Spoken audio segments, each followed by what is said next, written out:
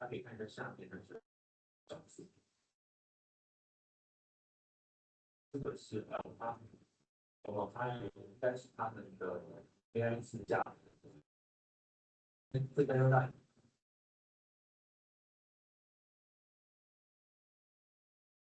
标准程式的获利。22出现，这其实它之前介绍过。哇，太棒了！ A round of applause for Matt 就最后来一个 in type. We now replace that with explaining to the AI what we want, our intent, and the AI generates the code or uses tools and produce the necessary output. This is how computers going to work in the future. This is agentic AI. For 2 years, we've been going toward the business and now 但现在大家不用抓抽 now, 了， one of the big breakthroughs, of course, 方式会在 is tool use. 解说的。 A lot of people have said, Jensen, AI is coming, agentic AI is coming, therefore all of the software companies are going to go out of business. I said, it's exactly the opposite. Because there are going to be so many agents, the world is no longer limited by the number of people. Therefore, those agents are going to use more tools. 但是说最终到底是如何演变？ This is actually an incredible time to be a software company.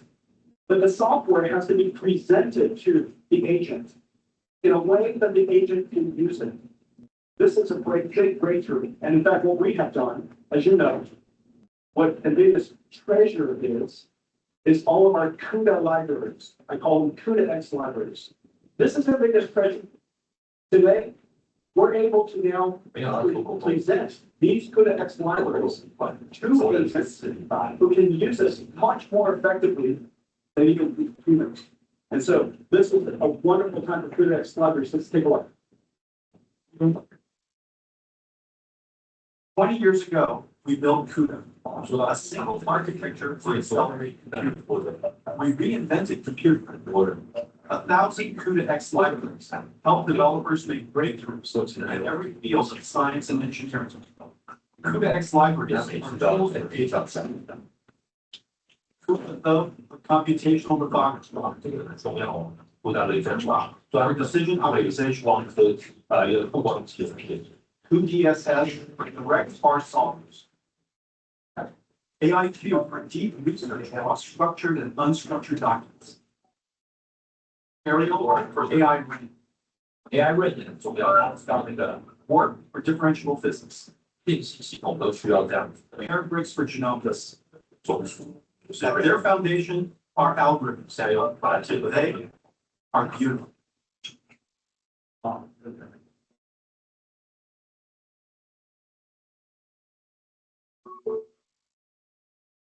哦，这个是哦非常高的解决方对啊，然后是高斯建设，哇塞，这是栩栩如生的。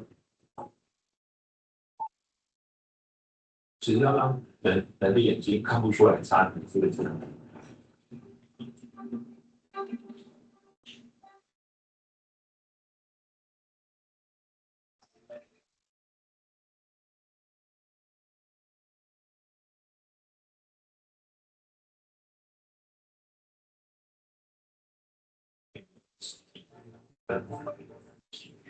大概是这个很重要。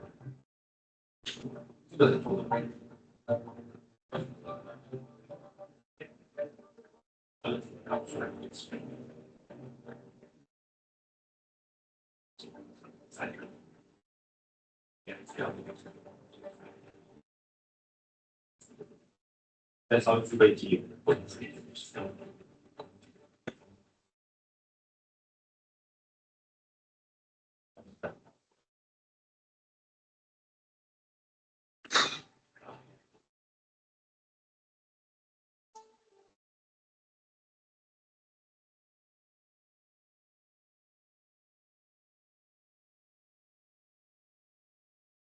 是。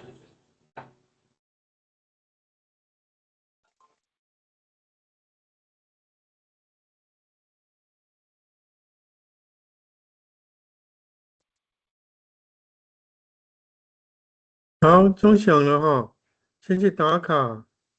哎，只有8个打卡，因为还有人到了还没打卡，先打卡。OK，那个看到白板哈，有没有人有去那礼拜一6月1号？刚刚我放的就是 NVIDIA 那个 GTC 台北，有没有去参加？我上次说，你如果没报告，有报告都可以加分。那你如果没上完报告0分，对你是很伤的。你如果那个没做，可以靠这个加分。白板上，好，你们班有没有人哦？好，没关系，你如果有的话，就把证明传到私讯给老师，或是今天上课给老师看一下，那我会帮你登记上去。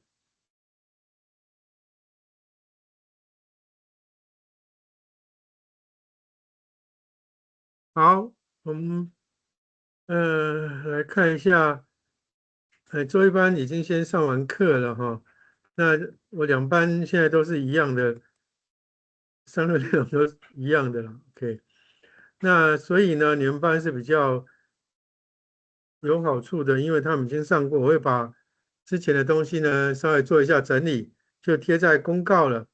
比如说这个公告就是周5班课前嘛，就昨天老师贴的，周一班课后。然后那一天呢，我的笔电呢给我耍脾气，开不了机，所以那一天我是用桌上型的这个电脑哈，就是所以他们的录影是没有声音的。那老师那一天也是觉得，哎，怎么会忽然这样子？所以我昨天呢就是做了点预录，哦，怕我电脑，因为我这台电脑很久了哈，大概已经7年了吧。哦，他已经快要跟我抗议了，我把他抄太久了，要我换电脑的意思。但是，哎，不急哈。好，那这老师上次有提过，我来教你们通识课是从这个开始的。OK，那我以前讲说，我以前都经常是穿西装打领带上课的，但是后来现在身体不行了哈，脚会抽筋哦，我已经没办法穿皮鞋了。或是那个长筒靴我都没办法穿，因为脚很容易抽筋。这个是不运动的后果了。OK，那我们，我先看这边好了。我们 Rubia 公告，等一下再同样顺着这个哈，我要讲的是什么呢？哦，最主要就是，哎，黄仁勋那个他宣告了40年的电脑的变革哈，就老师学生时代，老师学生时代已经40年前了。OK，我今天特别把这件衣服穿过来，是因为这件衣服已经40年了。我学生时代的衣服，你们就像你们会做戏服啊，一般会有外套或是戏服。OK，我们那时候也是这样流行的哈。40年的这件衣服还是很好穿哈，只是我没有常常穿了，我基本上以前就把它收起来了。电脑不能用40年哦，所以电脑从老师学生时代叫x86的系统的架构，到现在一直没变。黄仁勋那天演讲有个重点，就是要把它做从底层，他跟微软合作，要把它做改变的，就是自主的 PC 了。以后呢，不是你要敲击电脑，像我们现在都滑鼠敲啊，然后它才会动作嘛。以后它会自己动作，就是自主 AI 了。OK，那通常呢，你们有兴趣才会去听啦。但是有些时候呢，有些问题你要去了解，不是只是说只做兴趣的事情，有些是你应该知道的。这个世界的变化它不会等你，所以你应该要知道的事情，还是要去了解一下。这也是我们那天说加分，我只能靠这个来吸引你们去参与这个世界的潮流。那学校那一天在大校馆办了这个直播的，然后也提供一些奖品，还有便当啊，干嘛的？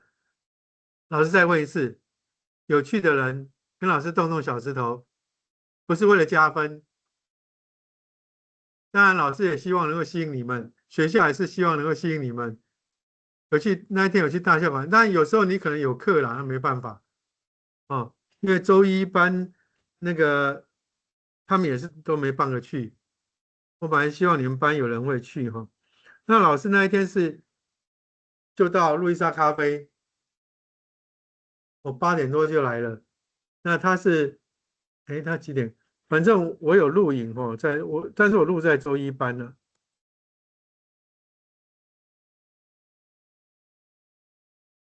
你们班是红色的哦，周一班是蓝色的。我就是那一天上课的，就是我把它分了3段哈。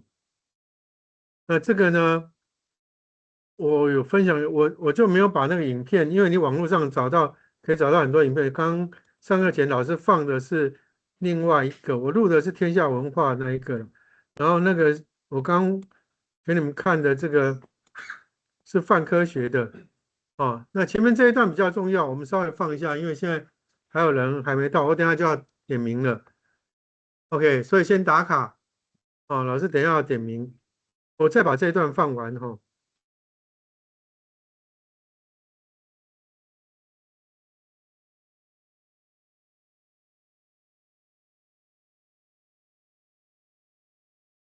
这是那 Twin，它是物理模拟的，这个是它 demo 的，然后这就泛科学的主持人，他都讲科学的心智，他讲的很好。你知道他什么系？他是不是理工科系的？不是哦，他不是理工科系的哦，请记得，这个人是台湾最知名的科学传播的人物。OK，他哪个系毕业？给你们猜，外语系。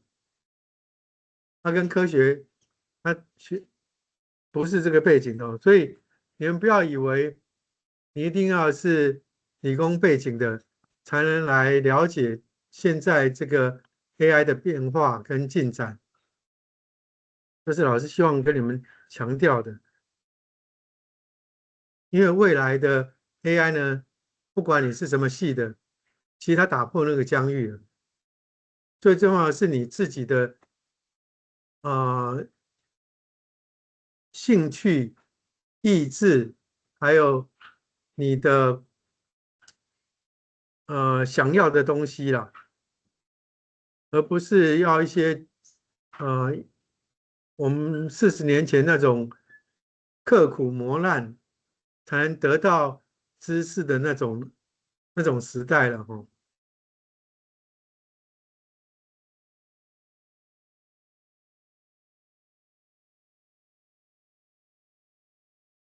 实创、黑板创，哦，这个都是台湾的相关分数，对吧？大家可以看一下下面的这个小字，哦，这个是 L 八，它有应该是他们的 AI 自驾的这个，这个要大一标准城市的风吗？哦，Earth Two 出现了，这其实他之前介绍过。哇，太棒了！好，我们就先放这一小段哈。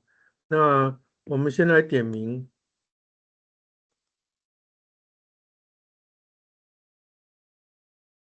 刘世宏，对，朱胜业，好，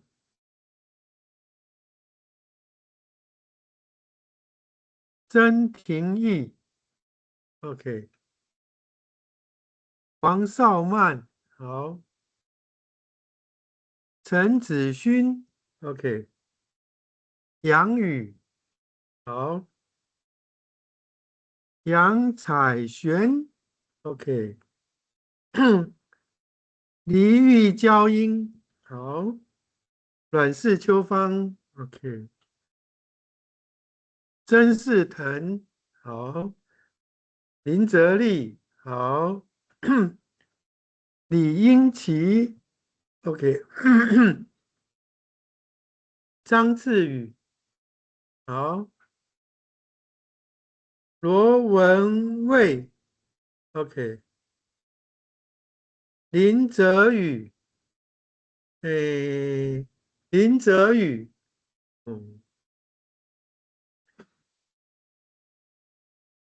许恩良，好，林怡庆，好，黄正德，黄正德不在哈，这个是我以为被老师扣分的，就是你打了卡，但是你人不在，哦，这就跟考试作弊一样的意思，老师唯一会扣分就只有这个，其他都是加分的。那刚刚讲到考试看到白板，下礼拜要考试，千万要来哈，我题目在第10周已经公布过了。我在课堂上带你们做了一次了，记得吗？哎，我念了一次，但是答案没有公布。那答案的话，你要自己从那个 notebook 有那个连接，我之前讲过了。不然的话，你就是我没有公布答案，我不晓得你们会不会显示答案。我的题目里面有把答案编辑在里面，但是有去看的人再跟我讲一下。反正我以前是课堂上会把答案秀出来，那上一次没有。那老师在开学的时候讲过，我期中、期末考是送分的。期中、期末考是送分，我们这门课期中、期末考是为了让你得到我想要你们的班平均75到80。那所以期中、期末考理论上期中考，因为你们上次考得不好，没有考得很好，我本来以为是这样，但是老师的以为都会有点误差，所以我知道在期末考的时候先把题目告诉你们了。OK， 但是我没给答案。但答案我也告诉你们去哪边找了，如果你要正确的答案。好的，我们刚刚点到这里哈。我刚刚为什么聊就是加分减分的这个问题，这个到的话，但是下课前到我会帮你改过来变成迟到了。黄之瑞，好，谢振宇，好，对，你可以上课休息没有问题，但是点名的时候一定要让我点到。潘之静，好，李景瑜我知道，我直接帮你那个哈。陈泰宇 ，OK， 你那个你的考卷那个我已经送给那个资源教室了 ，OK。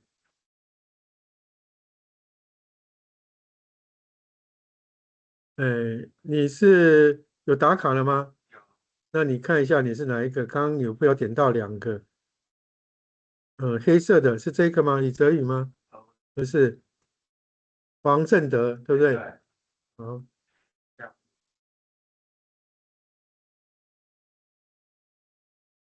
OK，好，那我们再看到刚刚讲的哈，这里面就是我昨天录的，那我是希望你们可以看简短的，可以看长，我实际上是录了58分的。那前面这里呢，我们看一下这里就好了。OK，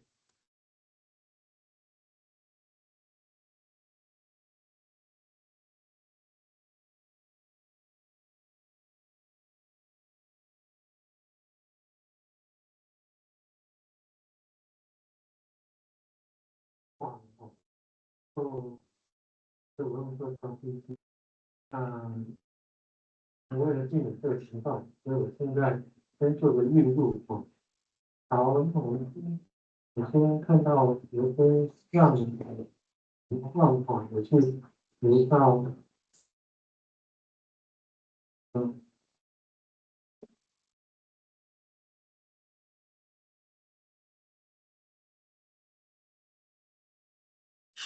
分担这个录影呢，它就没有声音，因为我就照着没有声音的呢，我再把它补充下去去讲。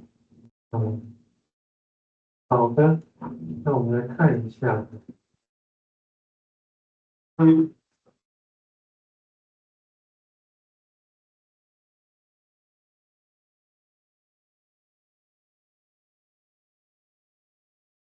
那自动就跳到大同那个账号，大同我已经没去上课了。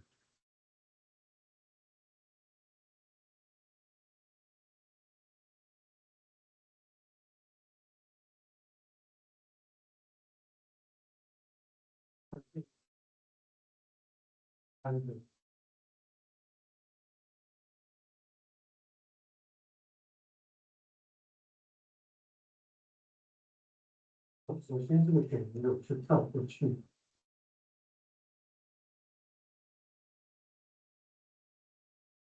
前面在放音乐，可以跳过去，因为跟以前一样嘛。老师那个就是放音乐，就是大概他们是下午，所以是2点，好。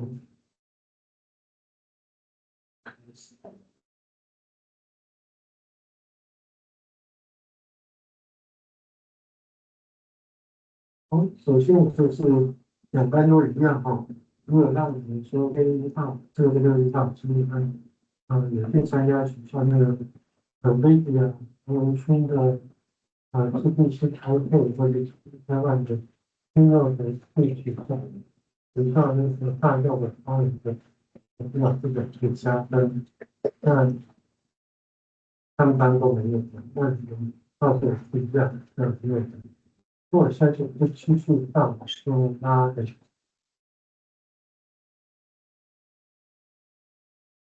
好，首先呢，就是我们在我们的这个公告里面，我们说明，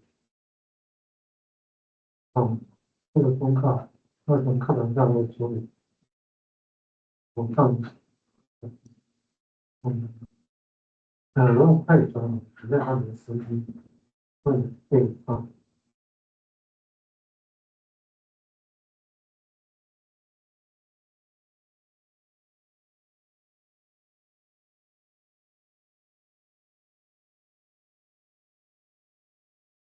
我现在放14周的录影，所以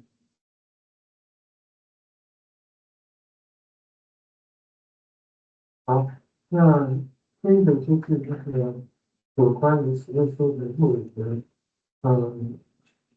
好，因为他们14周的时候也是出了问题，14周的录影是在你们班录的我是给他们看，所以我们回来看一下这2个录影呢，公告看看有没有人看通常你们后面会看这就刚影片这个你们我是让你们知道这个东西，你们班14周上课的时候，如果你没有上到的话，因为那一天我最主要就是在讲期末考的题目在这里那你如果要看的话，可以到这周录影来看，我看有什么人读了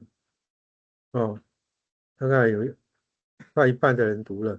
OK， 那这里面我只是随便挑2个影片OK， 那一样他们班我上课也是这样放的，所以我只让你们看2个。那你真正要看的这个影片，如果你要考试的这个呢，你就可以点这个，然后去拉一下。如果你那天没有来请假，因为我为什么录这个，是因为有个同学私讯跟我讲，他那天请假，他因为然后本来想要跟我约时间，但是因为他的时间跟我的时间不能配合，所以我就去录了这一个。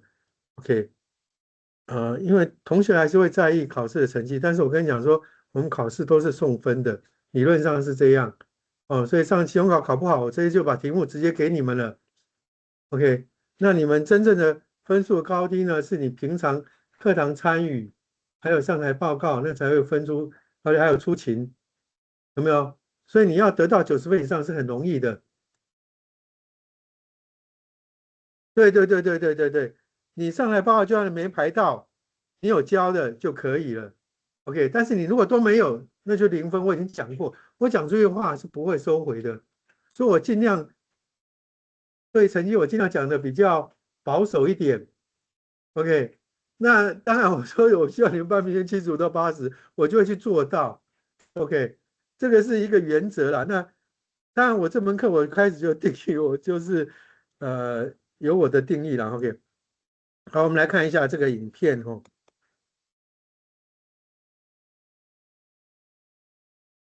2班我会上几乎是一样的，但不可能完全一模一样。今天的深度解析，今天我们要做一件很有趣的事，我们要把一堂内容超级广泛的大学期末复习课彻底浓缩，变成一堂专注探讨人类科技进程的精华大师课。这不只是在回顾历史哦，我们需要一起AI 都会讲得很夸张哦。你要注意，你看多就知道 AI 都讲得很夸张，它做通式的，但是它根据我的资料来的哦，所以你看它是根据上课的那个东西来的哦，那它都会讲得很夸张。OK， 在正式开始之前，我想先问大家一个问题：你觉得17世纪2个数学家的私人恩怨，跟现在全球抢破头的微晶片，甚至是现在最红的人工智慧，到底有什么关联？我们先把这个悬念放着。这个就从第14周，13周开始的那个，我有那个资料下载的语音辨识的那个东西，然后让它去生成的哈。开心。接下来，我们将进行一趟跨越几百年的时间旅行，你会亲眼看到那些写在纸上超抽象的数学符号是怎么一步步变成今天保护国家的实体防盾的。这是我们今天的图解大纲，我们会走过5个关键站，从微积分100年之战出发，接着看台湾半导体奇迹怎么崛起，然后解析 C 盾真正的战略意义，再一脚踏进未来科技与 AI 的底层机制。最后，我们会聊聊在这个时代，什么是超越死记硬背的学习。准备好了吗？我们马上开始。第一部分，我们就先来聊聊微积分100年之战。不管你是念自然科学还是社会科学，大家都有一个共同的基础语言，没错，就是数学。讲到数学，就不得不提科学史上最八卦也最精彩的世纪大战。我忘了是在你们班还是在周一班讲的。大家的数学都很讨厌数学，其实真的不能怪学生哦。我在讲这个的时候有讲到这个概念哦。一个是怪数学家，当年这2个人呢没把微积分搞那么复杂，是后来的数学家呢搞出来的。那还有以前的老师呢，数学教不好。老师有跟你们讲过一个故事，我以前很讨厌数学啊，但是人生很难讲哦。我考进台大的时候被骗了，我也去玩电脑的。只有玩呢会吸引你，不管玩体育、玩电动、玩音乐、玩什么，你抱着玩的呢，你通常会学得比较好。但受压力的呢，通常你是勉强自己，这不容易好。老师的人生经验告诉我这样，我当年数学不好，并不是很好，然后被骗了。我以为那时候，因为我们46年前呢 ，PC 刚出来。我以为那个实验室有 PC 是玩电脑的，错，他是搞数学的。那我数学不好，可是我已经进去了，以前没有网络，所以这个后来我体验到了，数学不好通常是数学家的问题跟老师的问题，不是学生的问题，因为所以我要给你们的概念就是上次在讲这个课，因为我忘了是有没有跟你们班讲，所以很多东西呢，你是因为害怕或是没有自信，那导员不是你，通常不是你啊。OK， 好的，我们自然通识呢，一定要让你们解开这个困惑哦，不要害怕数学，不要害怕一些东西，那个可能是过去的因缘不好，老师也是一样啊。到底是谁真正发明了微积分这个问题啊？可是让17世纪的英国跟欧洲大陆整整吵了快100年。这场世纪之争的2大主角，你绝对听过，就是大名鼎鼎的牛顿还有莱布尼兹。如果你仔细去对比这2个天才的脑回路，会发现非常有趣的差异。牛顿的出发点超级直觉，因为他是搞物理的嘛，所以他从速度跟变化率的角度去想，发明了一个在字母上面加一个点的符号。但是莱布尼兹呢，他用了类似分数的形式，也就是我们现在常常看到的 d 比 dx。虽然牛顿的直觉非常强，但你猜最后谁赢了？其实是莱布尼兹。为什么？因为莱布尼兹的写法具备超高的运算透明度，它不仅简洁，而且你在算那些超复杂的高阶微积分时，简直太好用了。好用的工具就是会留下来。说到好用的工具，莱布尼兹不仅发明了微分符号，他用的那个积分符号，就是那个长长的 S， 其实就是拉丁文数码，也就是加总这个字第一个字母 S 的拉长版而已。这听起来没什么，但这完美的示范了什么叫做沟通效率的威力。历史直接告诉我们，谁能把最复杂的概念用最有效、最清楚的系统表达出来，谁就会赢。这也就是为什么莱布尼兹的符号最后统治了我们现代的数学世界。好了，有了数学这个底层语言，我们马上进入第2部分——台湾半导体奇迹。我们现在要把镜头从抽象的数学语言拉到建构现代数位世界的实体基石上，也就是微晶片。台湾今天能有这样的科技地位，绝对不是运气好一蹴而就的哦。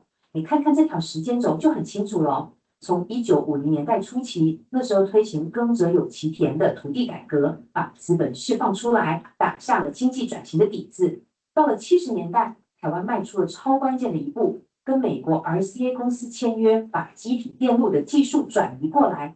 然后最重要的转捩点来了，1980年代台积电诞生，这个决定真的彻底改变了整个产业的游戏规则。改变规则的关键到底是什么？就是台积电创办人张忠谋先生提出来的专业晶圆代工模式。这个模式最厉害也最迷人的地方，就是2个字：分工。也就是说，让设计跟制造彻底分家。台积电专心对付最困难的制造环节，这招极致的分工真的太猛了。它不仅带着台湾经济一路狂飙，更为全球科技产业做出了没人能取代的贡献，直接奠定了台湾在半导体制造上的霸主地位。那么，这份无可取代的霸主地位带来了什么影响呢？这就是我们的第3部分——激动。刚刚说到了那种没人能取代的代工地位，现在已经不只是赚多少钱的问题了，它直接升级成了国际地缘政治上最关键的筹码。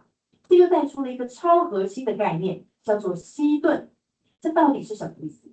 这意味着，当一个国家在全世界的科技供应链，特别是半导体卡住了一个绝对关键的位置时，这种无可替代的特性就自动变成了一种国家安全韧性。它就像一层隐形防护罩，让任何想发动冲突的人都得先掂量掂量，让全球经济跟科技瞬间停摆的巨大代价。不过，大家要记住，科技发展绝对不是自己在云端飞就可以了。这份解析特别点出一个很现实的状况：科技是被政治决策跟基础建设死死绑住的。打个比方，现在 AI 产业极度耗电，对吧？变电所盖在哪里就变得超级重要。你想在城市里设立变电所给 AI 大厂用，往往就会因为各种政治角力或是地方协调卡关半天。因为为什么会有这个呢？是因为 NVIDIA 已经开工了，5月27号在北士科嘛。那1年多前，那个是哪个单位？台电就提供，就是说要盖变电厂的那个计划。台北市政府就因为畏惧民意或干嘛的，反正就拖了1年多。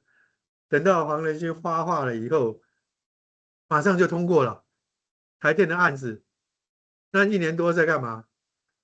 政治的影响。OK， 所以科技是会受政治影响的。这告诉我们一个很硬的道理，就算你拥有运算速度最快、最高端的科技，最后往往还是得向现实世界里那些缓慢又充满挑战的基础建设低头。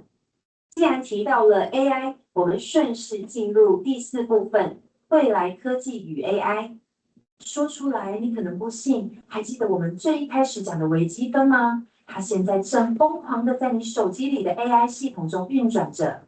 在人工智慧的神经网络里，因为要处理的数据量实在太海量了，必须透过数学工具来进行所谓的降维处理。说白了，就是把一堆没用的杂讯丢掉，只留下最重要的特征。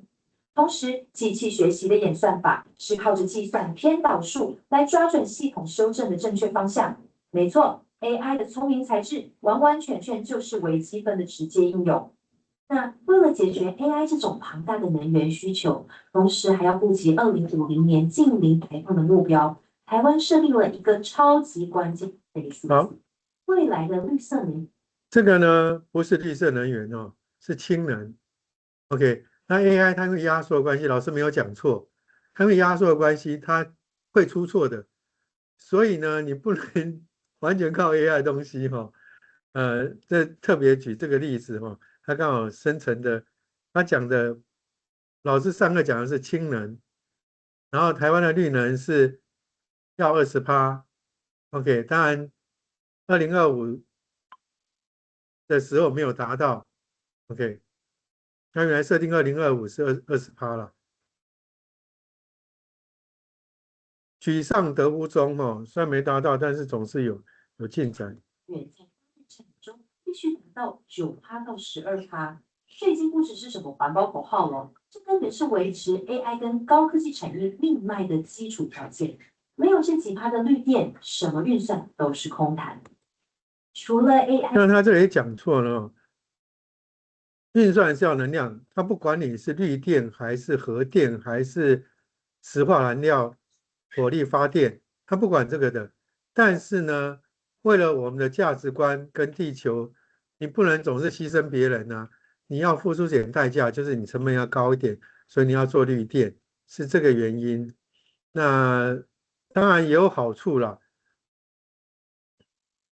那 AI 它只能，所以你不能只看 AI 的东西，然后课堂上老师上课还是要听一下，但没听也没关系啊，因为这个是常识。我知道你们可能都会，但是我还是得提醒。之外，未来的支柱是合成生物学，它的发展其实仰赖一个非常明确、不断重复的循环，那就是设计、建构、测试，最后是学习。在这个循环里面，最核心的就是测试阶段。为什么测试这么重要？因为不管你在实验室里想的再完美，理论终究要拿去撞击现实世界啊。确保系统真的能运作，收集真实数据，这就是确保技术没有走偏、稳健推进的绝对关键。那么，在这样一个由微积分驱动、AI 狂飙的世界里，我们人类到底该怎么办？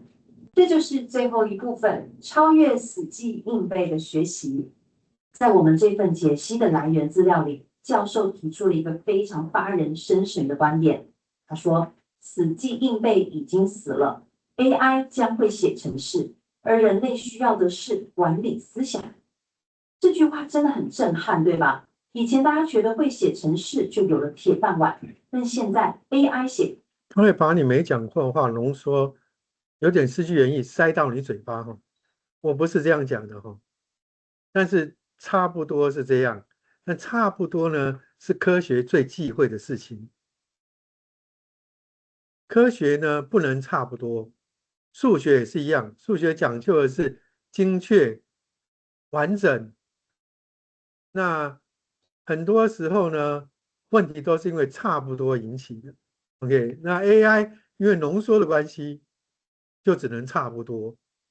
所以你不能只靠 AI。当然，你要当计划管理者跟这个任务的执行者就交给 AI 呢，这个是对的。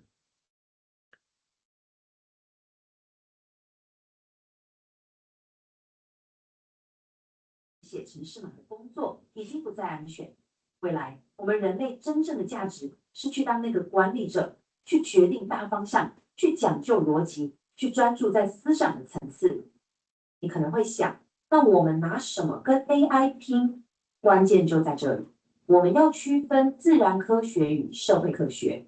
像是物理、化学这种自然科学，遵循的是100% 不变的客观定律，这点 AI 绝对比我们强。但是社会科学跟人文领域呢，那可是有没有听到这句话？这句话很重要。100%确定的事情呢，那种知识死记硬背的呢，现在 AI 很强了。但是关于人的呢，人的自由意志、人的思考，这个呢 AI 不行。所以社会科学呢，未来会比较重要。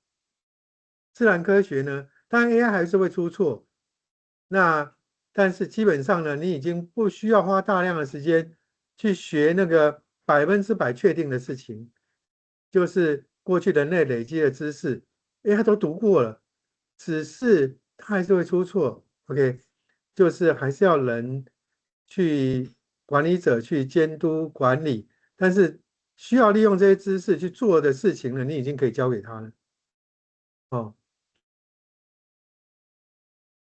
但是社会科学还是不行，因为这个是先天上的问题啊。老师比较了解这个问题，因为我看的比较多。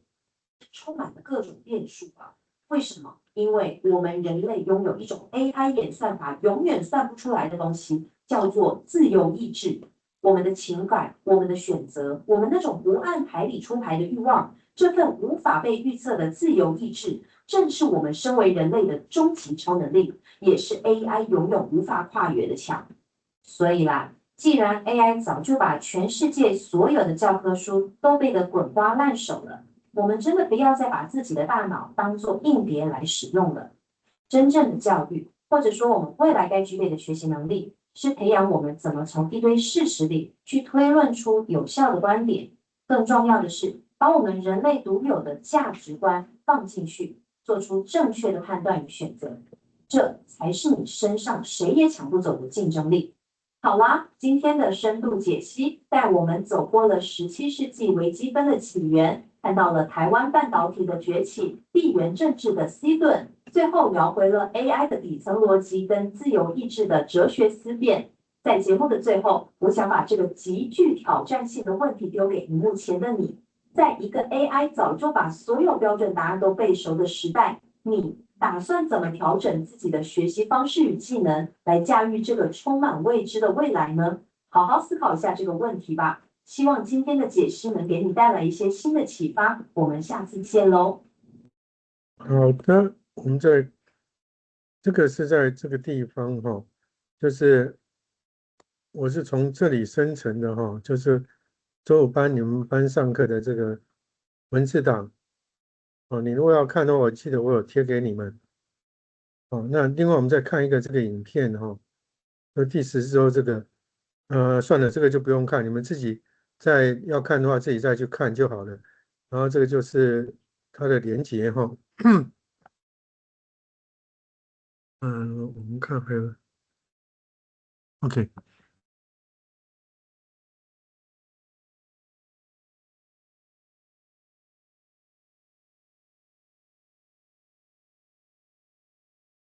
好，那另外这个是我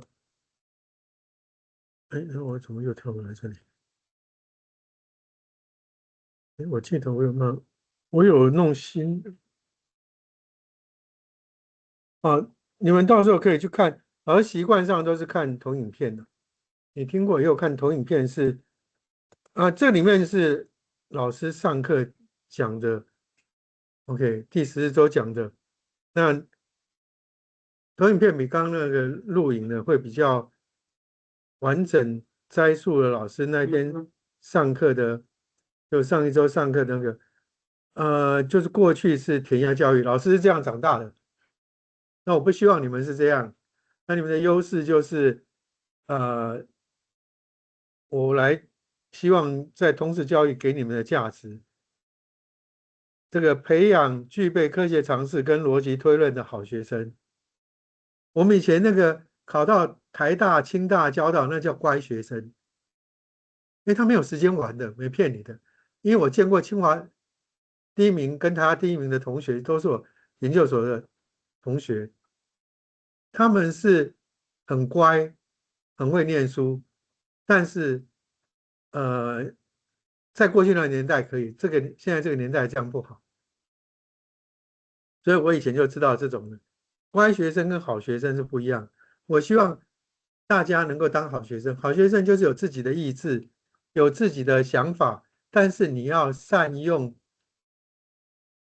一些环境的优点跟工具，那你不用牺牲自己的时间跟那个来乖乖服从一些东西哦，比如说过去的死背标准答案单向接收这种东西。好的，你可以自己去看一下哈。我们刚刚有人打卡了，没关系。我们第二节呢，哇，我要先打开，一样跟你一样，先拍照白板哦。来，我写重要的，稍微写一下哈。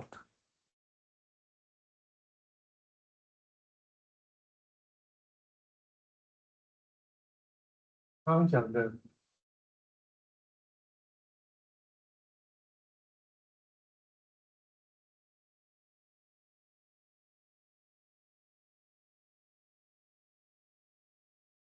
以前年代呢，老师最喜欢乖学生。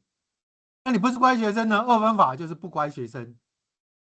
好学生呢，二分法另外一个就叫不好学生。所以二分法是很糟的一个事情哈。但是人类的直觉或天然会这样，会用二分法。OK，那你不自觉也会有这种被社会环境影响啊。那我是希望你们能够改变一些概念呐、比方说自然科学跟社会科学，过去都认为自然科学比较好，社会科学比较不好。我尤其在我们那年代，我不晓得你们现在怎样了，但是我要告诉你，时代已经告诉你了，现在社会科学会比自然科学好，但当然有一定的前提假设啦。OK，好，拍好了吗？那我关灯哦。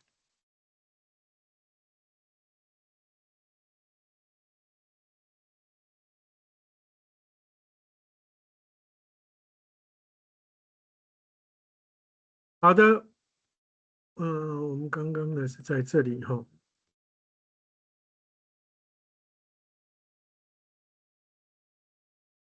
好，那我刚刚讲过这个课前这个呢，我刚刚前面放到一半哈。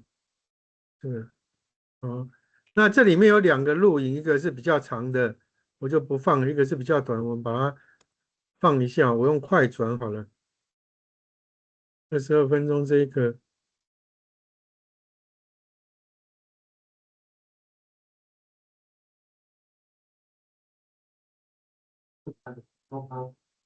的语音辨识引导，还有上面这个内线，那都在简单，因为上面这个我把所有的名单通过上面有问题至少就是看，应该是会是第二天这样的很多就我刚刚已经讲过了哈，跳过去。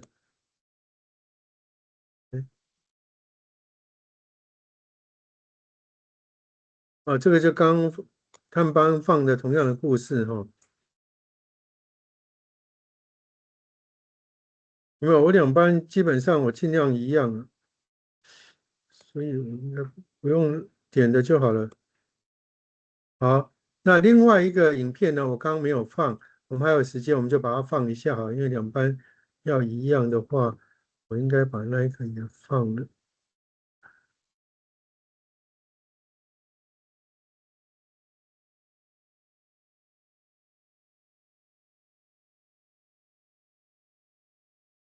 好，这个我们放一下哈。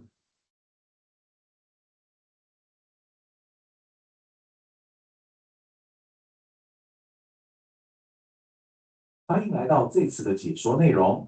大家平常滑着手里的智慧型手机，或者玩着现在最红的 AI 工具时，会不会觉得哇，这些科技根本就像是近几十年才突然砰一声爆发出来的奇迹？但说真的，如果你仔细去翻翻历史的记录，你会发现这其实是一段横跨了几百年的超长旅程。而我们今天这次探讨的核心理念，绝对会让你耳目一新。推动这些科技演进最根本的动力，其实不是冷冰冰的机器，而是我们人类无可取代的自由意志。准备好跟我一起踏上这趟时空之旅了吗？好，我们马上切入正题。今天我们会带大家看懂4个关键拼图。首先是第一部分，微积分符号实战；接着第二部分，来聊聊台湾半导体的崛起；再来第3，什么是专业晶圆代工模式跟硅盾；最后第4部分，我们会直击 AI 时代的最新挑战。那我们就先来看看第一部分。好，你看 AI 呢，刚刚把细盾念成硅盾了。细跟硅呢是台湾跟中国大陆不同的用语。OK， 那 AI 呢就会有这个问题哦。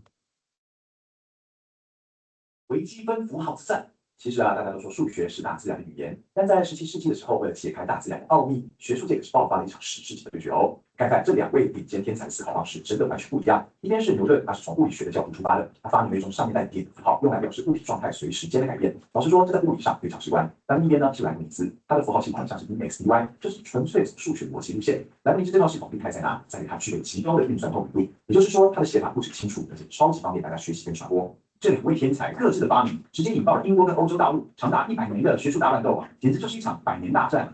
你想想，牛顿名气那么大，当时甚至还动用他的影响力去压制对手。但历史最后给出的答案非常有意思。到了19世纪，莱布尼兹的符号在全球大获全胜。为什么？其实很简单，就是因为它好写好用。在处理高阶数学的时候，莱布尼兹的方法展现了压倒性的优势。这完全证明了一件事：一个好的工具跟语言本身就具有传播的强大力量。说到莱布尼兹的符号，大家以前上数学课应该都对这个符号不陌生吧？就是积分符号。它其实是从拉丁文数嘛，也就是总和的意思，拿它的第一个字母 S 拉长演变过来的。这个看起来很优雅的符号背后的意义就是把极其微小的变化量一点一滴全部累积起来。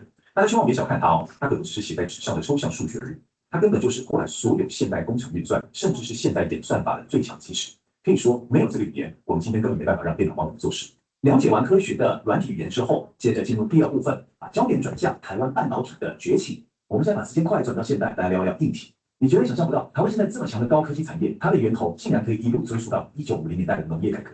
对，你没听错，当时推动的耕者有其田政策，非常巧妙的把原本绑死在土地上的资金给释放了出来，直接转化成了民间资本。有了这些底气，到了1970年代，台湾政府做了一个改变命运的决定，就是跟美国 RCA 公司签下了机体电路的技术转移合约。真的就是这样一步一脚印的累积，让台湾从1980年代开始，有点像是温水煮青蛙那样，慢慢的、默默地长成了今天制霸全球的晶片制造枢纽。而这种花了好几十年、缓慢却超级坚定的发展，最终促成了一个不可思议的副产品，也就是台湾在全世界建立起了一个强大的 C 盾。它成功的把一个国家的经济战略彻彻底底转化成了全球供应链里面大家根本无法忽视的国家安全类型。那我们马上来到第3部分，专业晶圆代工模式究竟是怎么强化这面C盾的？到底是什么样的商业模法能打造出这么坚固的C盾呢？最核心的关键就是台湾引入了一种前所未见的商业创新，叫做专业晶圆代工模式。由张忠谋先生大力推动的这个模式其实做了一个当时看起来很简单，但现在回头看根本是超级颠覆性的决定，那就是把晶片的设计跟实体制造狠狠切分开来就是这个极度精准定位，让台湾台积电能够心无旁骛的专注在制造技术的极致追求上，最后甚至在制程工艺上直接超越了像 Intel 那种传统的大厂巨头。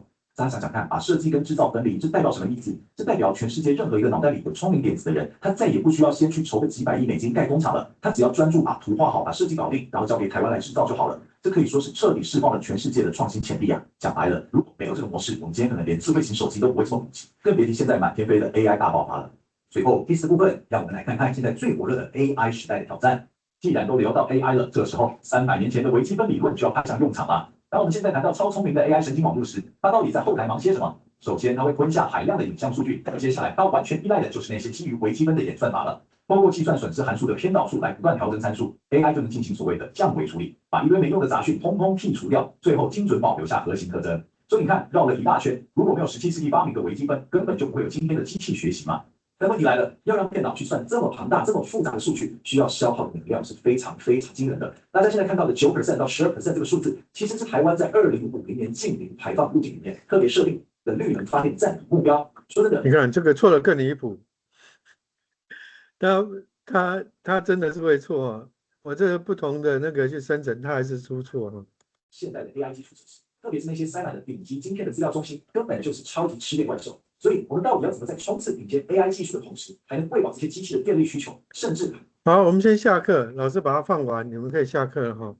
还有转型去用再生能源，这绝对是目前遇到最严峻的考验了。而且啊，科技的发展从来就不只是科学家待在实验室里的事情，它可以下课了一定会跟人类社会可以离开座位，下一节课再进来就好了。三个很幸福。第一，之前为了满足 AI 巨头的供电需求，台北本来要盖新电所，但因为地方成为不了解的差，好，好，624要口试了吗？对，好，是我跟另外一个同学。好，没问题。那老师那天想喝 AI 设施饮料吗？我都是喝黑咖啡而已，热咖啡。热咖啡。好，谢谢。好。节目最一开始提到的核心理念，自然科学背后有铁腕定律，但人类社会却是充满各种变数。为什么？其实就是因为自由意志。在今天这个 AI 已经厉害到1秒写出完美程式码，瞬间解开复杂数学的时代 ，AI 却还是算不准人类在政治、经济和社会上到底做出什么决定。这就留给我们一个超酷、超值、深思的问题了。在未来的世界里，真正决定科技走向的，其实不再只是电脑算力多强，而是人类的自由意志究竟会把我们带往哪里？希望今天的解说内容带给大家一些不一样的启发。我们下次见喽。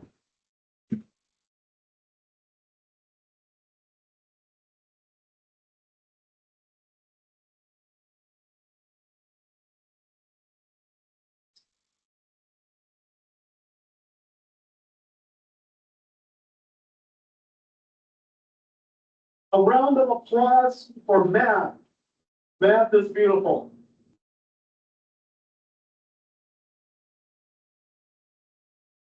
The computing pattern.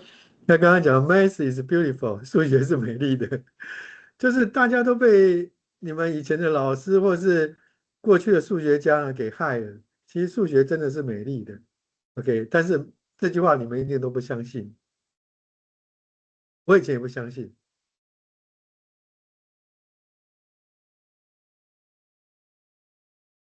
Let's come back to this. This is the agent. It is the ultimate disaggregated and distributed computing model.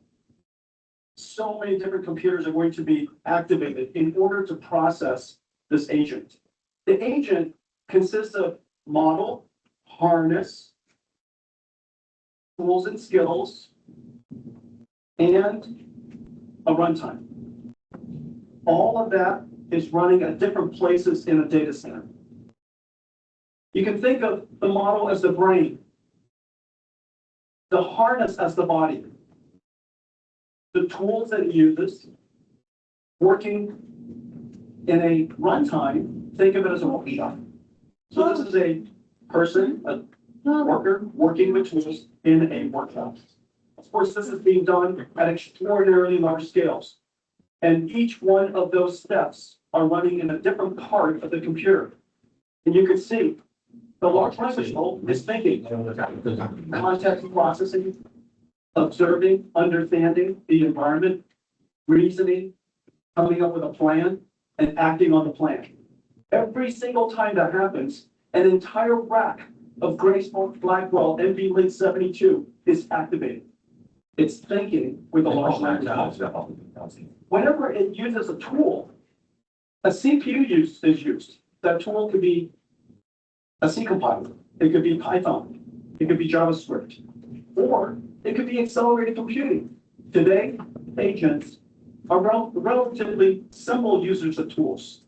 Tomorrow, they're going to be very sophisticated users of tools, which is the reason why the CUDA-X libraries that I showed you are going to be incredibly popular with agents. They solve some of the most important problems the world knows. And all of our CUDA-X libraries are now going to come with skills that the AI could learn how to use. So the CUDA-X library, some skills basically got a manual, the AI reads it. Who that skill? And go, aha, that's how you use it. The ability to use these libraries by agents are going to be incredible. And so the tools run on CPUs and GPUs and large language models. The security harness runs on CPUs and a security processor called a DPU, NVIDIA's Bluefield. The orchestration of all this runs on a CPU. This is the entire harness, and the CPU is orchestrating all of the work. One of the hardest parts is memory. You could just imagine the working memory is called KV caching. What to remember compaction, not just compression, but how to retrieve. Do you retrieve structured data? Do you retrieve unstructured data? What is the ontology, the relationship of all of these different data to itself? That entire processing is incredibly complicated. The memory system of AIs is going to cause the storage system to be completely revolutionized. As you can see, every aspect of this computing model, this computing pattern, this new application called an agent is fundamentally different than the way that applications used to run. A whole bunch of software sitting inside a binary, sitting inside an operating system. This is the reason. This disaggregated, this distributed, this heterogeneous computing problem is precisely the reason we built our next generation. Vera Rubin. 重点来了， Vera Rubin is not one chip. Vera Rubin is not a GPU only. It starts with a GPU, but Vera Rubin is incredible. 整个 AI This entire thing is Vera Rubin. From end to end. It has GPUs, Vera Rubin NVLink 72. It is orchestrated by Vera CPUs I'm going to tell you more about. The storage systems, revolutionary. Vera, along with CX9, our software stack called Doka, the security processor that's inside so that everything is encrypted at rest, in motion, as well as in use. Everything across this is secure because the AI model is so precious. This is the reason why this entire system obeys confidential computing. Each one of these systems would be a complete revolution in itself. Vera Rubin is the most ambitious endeavor in the history of our company. The whole company worked on Vera Rubin across all 40,000 engineers. Not to mention all of you. All of you participated in the creation of this entire system. 重头戏 Vera Rubin is really a miracle. And it's not just one chip, it is seven. Well, it's even beyond that. A long time ago, it used to be a GPU company. But over the years, we've evolved and become a systems company. You're looking here now for the most complex system, most complex and brilliant system ever designed. But ultimately, our customers, our partners, don't want to buy computers.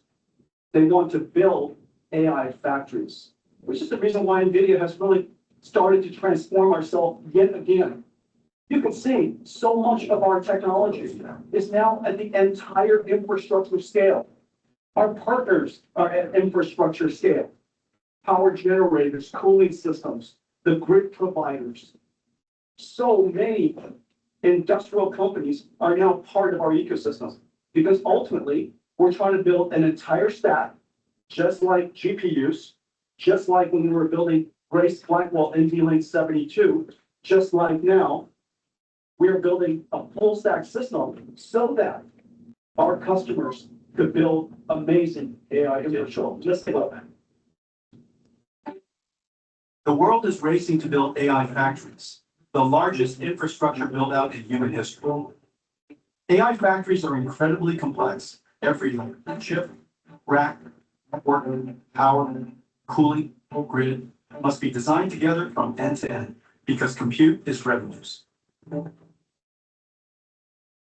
NVIDIA DSX is the blueprint for building and operating AI factories at maximum efficiency and profitability. It starts with DSX Sim. With the DSX Sim Omniverse Blueprint, designers design and validate an NVIDIA Vera Rubin AI factory before a single rack lands. They plan the layout, 现在虚拟的世界把所有该设计的先设计， simulate the power and cooling, design the network, validate every integration, test every change in the digital twin. 把可能出的包啊都跟 The factory power voice 这个 DSX OS takes over visions, DSS 这个作业系统 turning the installed 好，我们刚刚下时间继续放了一点这个好，老师再问一下，那一天有去大校馆，周一你要加分的吗？啊，你如果在课堂上不方便的话，私讯老师也可以。好的，有些人都是比较害羞啦，就怕说这样好像是为了加分，这个不好。没关系，那你可以私讯老师就好了。哎，我们刚刚那个就是这一个哈，那老师在周一班上课的时候也有放的，就是那时候这个还没生成，就是这个就是我刚刚讲那个我在路易莎咖啡录的哈，然后这个就是你们这个连接你们可以，我好像在那边已经有了，你可以点得过来。好，那我们来看一下刚刚黄文勋那个有影片，有他现场讲，然后他的演讲，因为我们上次本来是希望我们这门课要培养你们一个能力，愿意去沟通、去讲话，不管是跟同学还有上台，OK。但是我们没关系，我们来看看黄仁勋的那个。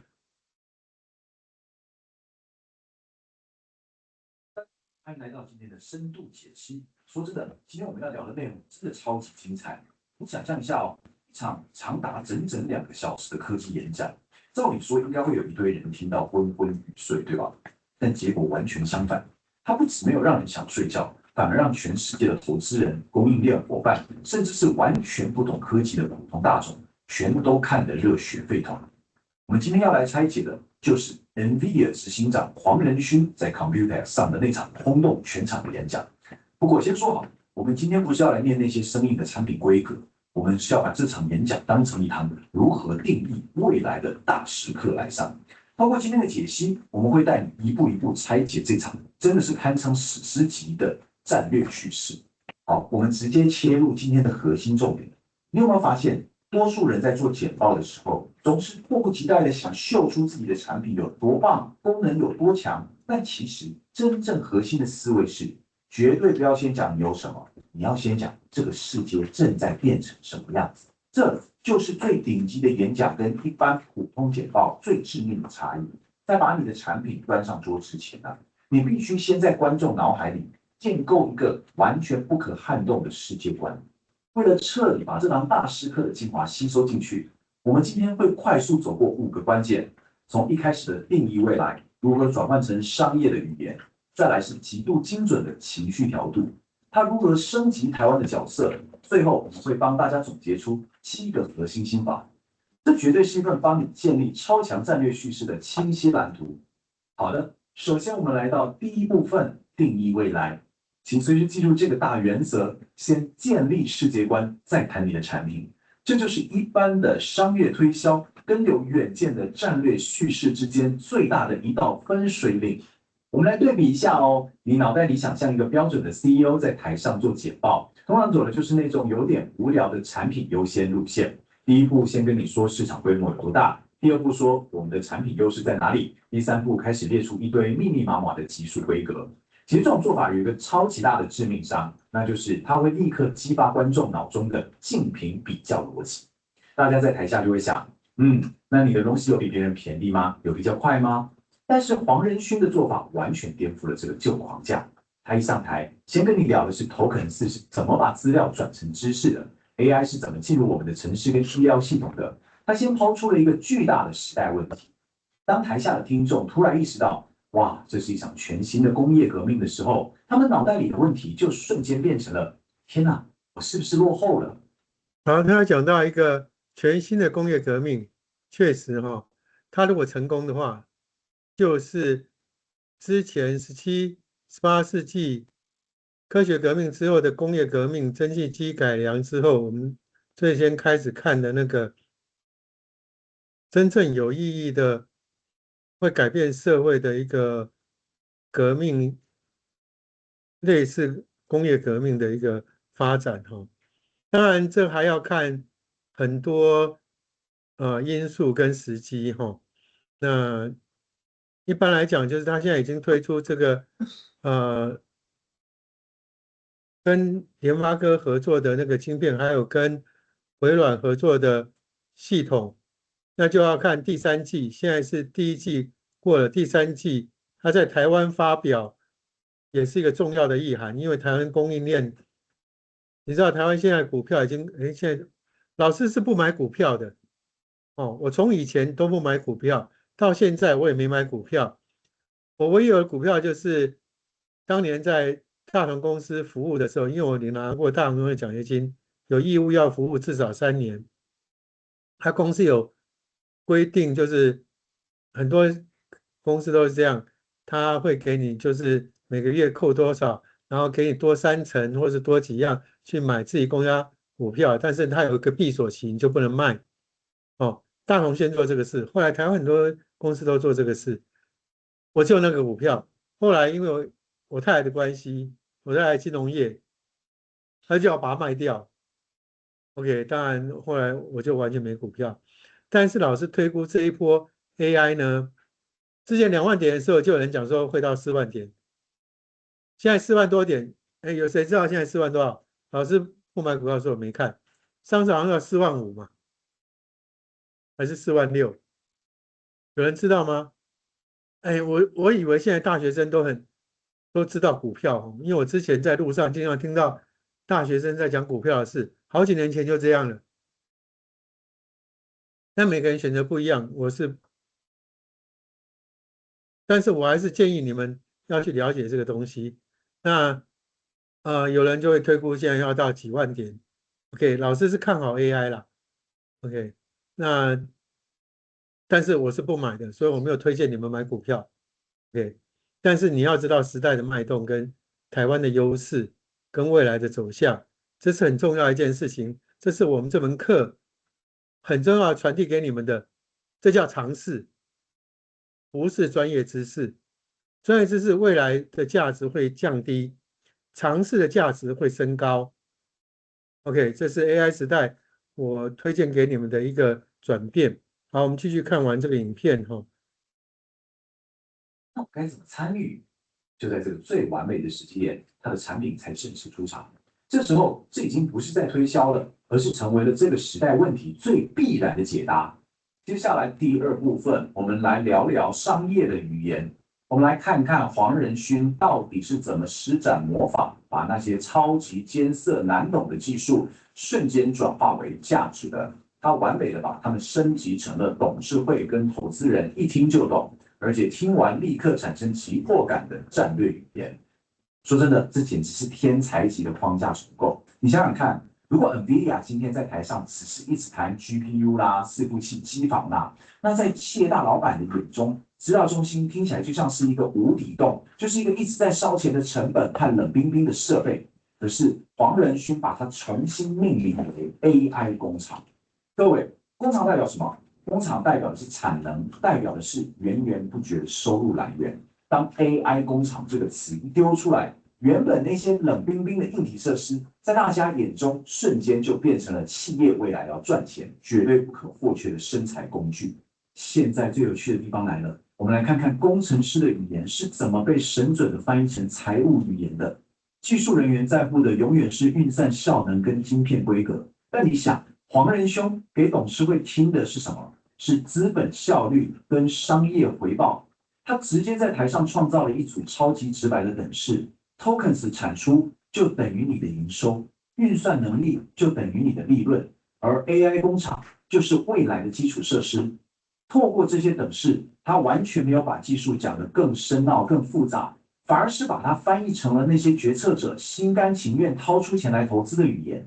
这就顺理成章带我们来到了第3个重点：情绪的调度。你想成功的战略叙事，绝对不只是念念讲稿上的字而已，它是一个精心编排的叙事舞台，透过各种不同的媒材，去打出一场大师级的情感共鸣。只是演讲里出现的每一个元素，都扛着非常特定的任务。语言是用来定义概念的，数字是用来证明逻辑的，而影片呢，是用来打开观众想象力的。这边特别值得一提的是实物的应用。当黄仁勋直接把那台重达数千磅的 Vera Rubin 伺服器机柜硬生生的推上舞台那一刻，前面所有关于 AI 工厂的些抽象、听起来有点虚的概念，瞬间就有了实实在在的重量。这等于是在告诉全场观众，哎，这不是活在极的未来，而且我们已经把它造出来了。除了多媒体的运用，演讲者本身的角色切换才是整场秀真正的灵魂。你看黄仁勋，他完全不是像个机器人一样，从头到尾死盯着提词机照本宣科，他会像个久违的家人一样，超亲切的用台语说“我回家了”。但遇到复杂技术的时候，他又立刻化身成有耐心的老师，一步步解释给你听。在展示各种未来应用的时候，他变成了引领你探索的导览员。而到了最后，当需要号召大家行动的时候，他气场一变，立刻切换成充满魄力的指挥官。这种丝滑无缝的切换，非常精准的引导着观众的情绪起伏，让吸收庞大资讯的过程。小心碰到了。哎，奇怪了，哦，是因为稍微它好像当掉了。好，我们就不用继续放了哈。那 AI 都会很夸张啦，它会讲的比较夸张，就像老师刚刚讲的哈，它都会讲的比较夸张。那这是我去生成的一些东西，那个连接在前面那里有哈。然后我们再来今天第2节的点名，再打开灯一下，就是我应该把这个先打开，让你们上传今天的这个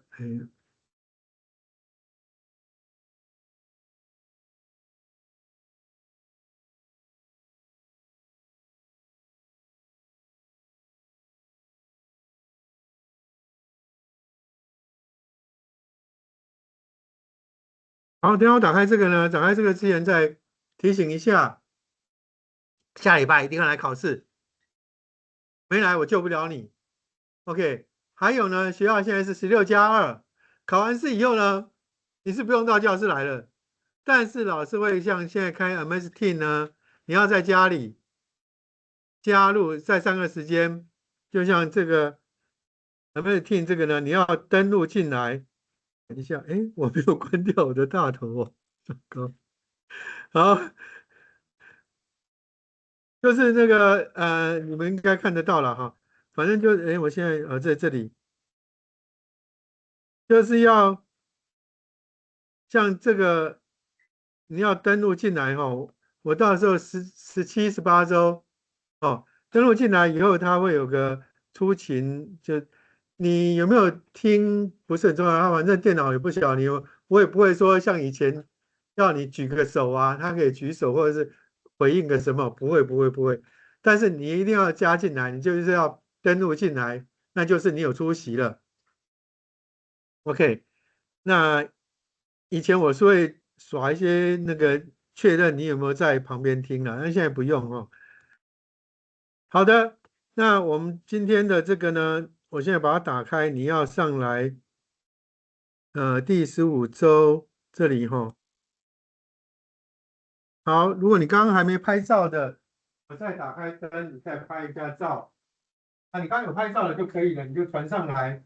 那记得写你的系籍姓名哈，没写就等于白传了哈。好，我们来看看多少人传上来了哈。我看，所以一般还是有人传得很快，但是没写系籍证明，这个很好，他有写哈。好，你们班有个好处啦，第2次上的总是会比较好一点的。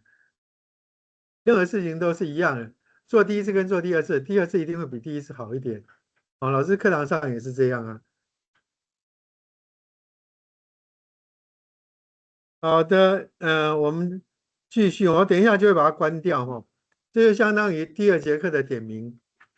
哦，好，那第1节课刚刚点名的呢，我们现在有30个，刚刚有没点到的哦，因为打卡现在可能关掉了，我看一下，打卡已经关掉了。那你在现场，你看红字的有没有你？还有黑字的有没有你？有的话赶快跟我举手。我先关灯哈，才看得到。红字的就是你在我开放打卡的时间你没有打卡，那黑字的就是你打了卡，但是被老师点到了，你还没到。好，看一下红字或黑字有没有你？有的话跟老师讲一下，我帮你。因为我们出勤在25%哈，所以老师每次一定要这样比较严谨的这个去看你们的出勤。然后你们班跟周一班不一样，就是你们班出勤比较好一点，周一班出勤很烂。我那个 NVIDIA 加分就是为了周一班的，就他们半个人都没给我去参加，他们报告也比较少人，我也没办法，我只能想尽办法达成我当初宣告希望你们班平均75到80。我每次通识课都是这样的打算，但是我跟你讲，我以前通识课，哎，请讲，你哪一位？几号？38，好，你已经到了，很好。哎，哪一位？几号？在上面，好。哎，看到了吗？27是不是？好，好，那我们继续滑，我一边讲一边滑哈。我以前通识课呢，我讲的就是上学期，还有刚刚给你们看的112之后那个太阳能电池发展应用，大概都当了将近20%。我反而化材系的必修课啊，都当了15%以下，因为你没来或是没考试，那我救不了你啊。有就是有，没有就是没有。你有了以后，我自由新政，我的分数只要公平，大家一致的标准，那我可以把分数调高啊。你懂老师的意思吗？所以通常呢，被当的就是不来考试，或是不出勤、不出席。那个你没有来，我不能说你有来啊。那我只能把这个，你只要稍微有来，我就不会就给你蛮高的分数，只能做到这。可是我要顾虑到真正出勤满分的同学啊，所以我不可能把这个出勤很少的给他太高的分数啊。但是这个我可以调。那你没来，我不能说你有来，所以通常我都当将近20%，因为一大堆人不来啊，或是不来考试啊，就搞不懂啊。那你都不来，或是你没有兴趣可以，但你基本要过啊，要不然就不要修啊。那我也不鼓励同学弃修啦，因为我定义这门课是个爽课啊，我只是怕我以前的习惯哦，就是比较严格一点。哎，我所谓的严格是对你们而言啊，对我来讲是很松的了，因为我们那个年代跟你们不一样。那我也讲过了，我从有作业5题变到3题，到你们现在都没作业啊。那没有作业不是个正常的教书方式，但没办法，我要适应。我希望同学不要因为这样被当掉。那我只要给了记分，我就得照做啊。所以给作业的话，会对你们影响比较大。所以你们现在都没有作业了。啊，给考试我已经讲明了是放水的。那期中、期末50分，是为了让你们班平均会75到80，但是还是有问题哦，所以这一次才会期末考，我事先透露题目了。哦，对，我会根据你们的情况来做调整，这是一般做事的一个原则啦。那当然，好的，刚刚我们来看看传上来多少人了，我要关掉了。还有没有没传的？再问一次，我都是这样哈。那对很多同学可能觉得老师很无聊、很繁琐、没办法的事情哦。还有没有要上传的？没有了哦，那我就开始关了。我先看一下有没有传啊？这个还是有人没传细级学号，老师这边讲半天没有鸟用哈，那我没办法了哈，那个就不会被加到分。好，我们开始关了。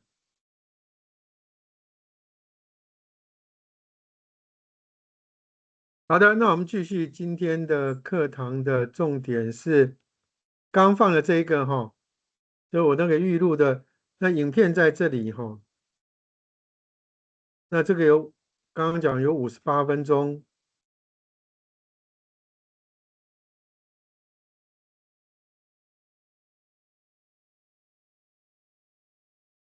哦，真正的是这一个哈，那个连接在这里，我让他念一下哈。刚刚你看到这个，你点过来就可以看得到了，在这里哦。你们看到的是这个样子哈，就是这边没有那个功能的。好，我们来让他念一下。这第一个主题哦，你们要加分的，我让他念一下。周五班第15周课堂预演 N 推拿 NVIDIA GTC 2026黄仁勋主题演讲 Baron Rubin 代理型 AI 基础设施10个来源。2026年6月1日，这些来源记录了 NVIDIA 在2026年 GTC 台北大会与 Computex 期间的重大发表，核心围绕着代理型 AI、Agentic AI 时代的来临。执行长黄仁勋展示了专为 AI 代理设计的 Baron CPU 与 Baron Rubin 架构，强调运算模式已从服务人类转向支援能自主思考、规划并执行任务的数位员工。此外 ，NVIDIA 与微软合作推出 RTX Spark， 宣称将彻底重新发明个人电脑，使其成为具备自主能力的个人 AI 站点。针对实体世界，大会发表了 Cosmos 3世界模型与 Isaac Pro 人形机器人平台，旨在将 AI 智慧带入自动驾驶与机器人领域。最后，课程记录也探讨了台湾作为 AI 工厂核心在全球产业链的关键地位，以及科学文化对技术革命的深远影响。好，我们再找这个影片先放给你看哈。那都去根据这些来源的哈。今天我们要来拆解一份超级有意思的演讲内容。这份资料非常巧妙地把最尖端的 AI 硬体技术、长达40年的半导体发展史，还有我们现在面临的深层社会经济现实，全部串联在一起了。一开始我们先来感受一下这波浪潮到底有多巨大。就像黄仁勋说的，这是40年来最大的个人电脑革命。说真的，这绝对不只是一句行销口号而已，这是一场正在彻底翻转我们所有运算方式的真实革命。1000亿美元，大家没听错，真的是1000亿美元。根据估算，这还仅仅是未来建造一座1吉瓦规模 AI 工厂的成本而已。想象一下这数字，它几乎彻底打破了我们过去对科技厂房规模和投资的所有想象。好了，这是我们今天的路线图。我们会快速走过 AI 代理革命、AI 工厂的发展、台湾半导体的底气，接着聊聊有点沉重的乞丐超人现象，最后探讨创新的秘密以及和科学社会。我们直接切入正题吧。第一部分 AI 代理革命，看看电脑是怎么从被动聊天进化到主动执行的。大家回想一下，过去这几年我们在用的传统 AI， 说穿了就像个有点被动的小助理。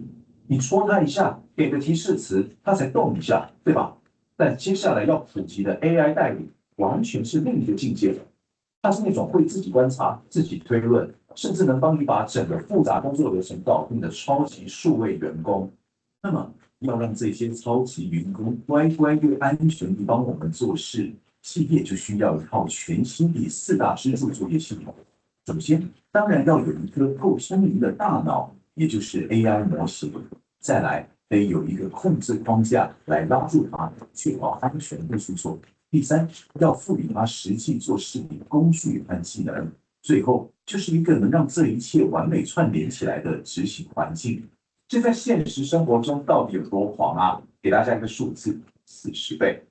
晶片设计大厂 Cadence 把原本需要好几个礼拜的工程验证工作交给 AI 代理之后，几个小时就搞定了。整整40倍的速度提升啊，真的是完全颠覆我们对工作效率的认知。接着进入第二部分 ，AI 工厂与实体 AI， 来看看支撑这些数位大脑的硬体基础设施。大脑变聪明了，硬体当然也得跟上啊。为了应付 AI 代理那种奈秒等级快到夸张的反应需求，硬体基本上是打掉重练的。像这个 Vera CPU 就是完完全全从零开始设计，直接把88个核心塞进一块芯片，这已经不是给我们人类用的规格了，是专门为 AI 量身打造的极致硬体。那如果要把这种超强 AI 塞进会走会动的机器人里呢？这时候就需要像 Cosmos 3这样的世界模型了。它就像电影里的母体一样，是个超级模拟器。机器人在真正踏出门之前，会先在这里面上课，学习真实世界的物理法则。透过合成资料的训练，甚至能让一只机器手展现出高达25个自由度的精细动作，这非常不可思议。第三部分，台湾的半导体基石，为什么这一切最尖端的发展都跟台湾脱不了关系？台湾现在能站在这波全球 AI 浪潮的绝对 C 位，说真的，这绝对不是天上掉下来的奇迹，而是整整40年磨一剑的结果。从1973年工研院成立，到80年代从美国 RCA 带回关键技术，接着联电诞生，最后是1987年台积电首创了晶圆代工模式。这每一步都扎扎实实地打下了今天别人难以撼动的基础。不过呢，我们来到第4部分，乞丐超人的现实，来看看这场科技溶解背后投下了什么样的社会阴影。这里有一个非常震撼，甚至有点无奈的对比。大家看，一方面是乘着 AI 狂潮一路狂飙破45000点的台股，但转过头看，非半导体产业的许多年轻人，起薪大概还是只有3万5，扣掉市区动辄1万5的房租，剩下的钱要在通膨。好，这个已经很好了。20多年前，老师在技术学院当电子系的系主任，老师化工博士，我跑去电子系当系主任，光电系啦，电子系我当副主任而已。那时候呢，有个错误的政策，就是补助22K，所以大学生毕业，商人很聪明的就变成22K，现在是35K 哈。假设说你没有跟上这个潮流的话，你还有35K。以前呢，你再厉害，或是通常呢，就是 22K。20多年前，2000年、2000几年左右，你们还没出生，时代是环境你改变不了了。用 AI 现在走到这里，你改变不了，你一定要找到你适合的位置，就是站在风口，不要逆风。OK。下过日子，说实话，真的非常吃力。在这种强大的经济挤压下，网络上就出现了一个词，叫做"乞丐超人"。这其实蛮心酸的。很多年轻人到傍晚就会拿起手机狂刷便利商店的 APP， 看哪里有打7折的即期便当可以抢。原本只是吃个晚餐，硬生生变成了一场充满黑色幽默的生存保卫战。第5部分，这个他只是这样解释啦，因为我有抓一些资料哈。那重点是在于，以前我说20多年前那些电子系的学生也是一样去打工啊，然后比这个更惨啊。你们已经比他们幸运多了。你们在念大学的时候，已经比老师20多年前短暂去技术学院教书的时候好非常多了。我的看法是这样的。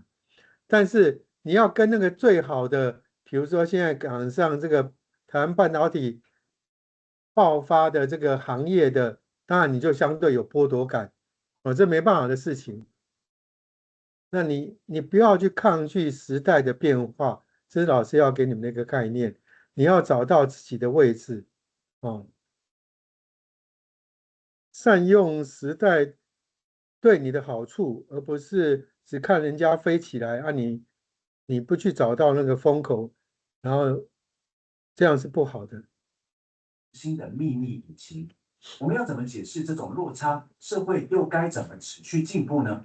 江浙在这里提出了一个很有名的里约瑟难题：为什么古代中国科学领先世界1000多年，但现代科学和工业革命却是发生在欧洲的？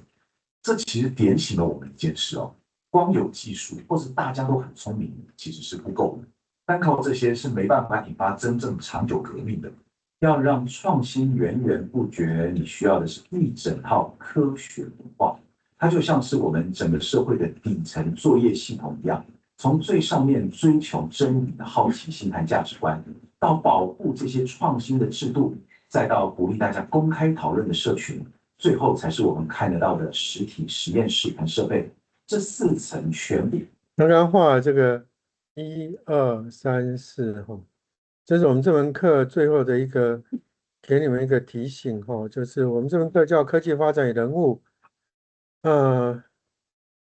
好奇心，然后你的科学、文化、民主，然后公开透明的讨论，然后才是基本的你物理上可看到这一些建设或是东西哈。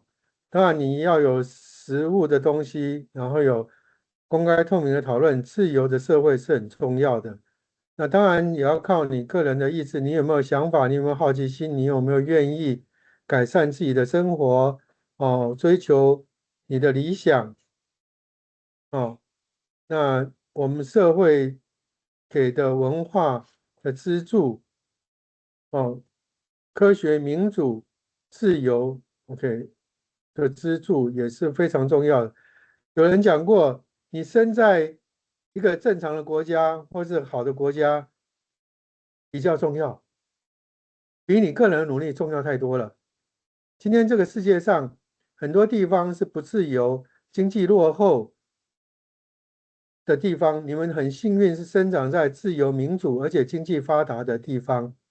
这是刚补充前面那个什么，你们现在已经有35K 了哈，就算你基本的都有35K，根据资料了，那详细老师现在已经退休，我也不是很能给你证实。OK， 好，我们继续往下看。我如果在业界，我就很清楚这个东西。凑齐了才是真正的创新引擎。最后第6部分，科学、真理与社会，看看文化跟制度怎么让创新转动起来。讲者很犀利的指出，要维持刚才说的创新飞轮，其实非常依赖民主价值的框架。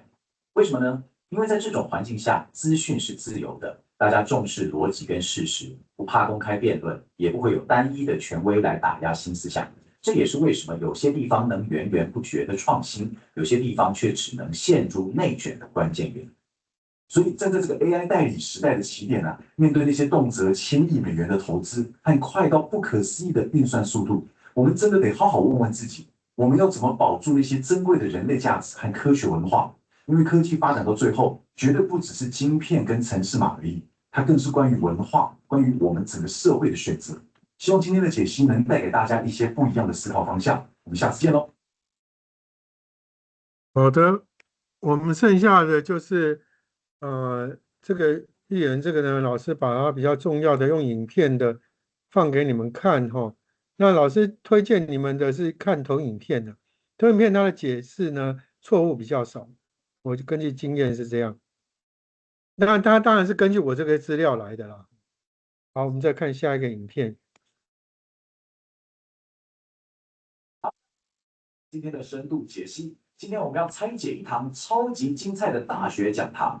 这堂课的切入点真的非常独特。你看，他把 NVIDIA 最新最前沿的科技发表，跟全球经济脉动、在地年轻人的居住困境，甚至是一路延伸到18世纪的哲学思想，全部完美串联在一起了。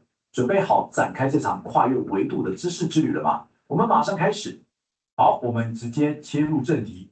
大家有没有想过一个问题？我们是不是正在亲眼见证传统点击与输入电脑时代的终结？这是一个超级震撼的概念哦！你想想看，我们习惯了整整40年，那种你敲打键盘、点击滑鼠，电脑才会有反应的日子，可能很快就要变成历史了。取而代之的将是一个全部交由数位代理，也就是 AI agents 来替我们代劳的全新世界。今天我们会走过4个阶段，从 AI 代理革命开始。接着看看台湾科技的强势崛起，然后聊聊这带来的 AI 经济分歧，最后回到源头，探讨培育科学文化的哲学根基。准备好了吗？我们这就出发。首先来看第一部分 ，AI 代理革命，这是一个自主运算的新典范。其实黄仁勋在 NVIDIA 大会上宣告的，不仅仅是一堆酷炫的新产品。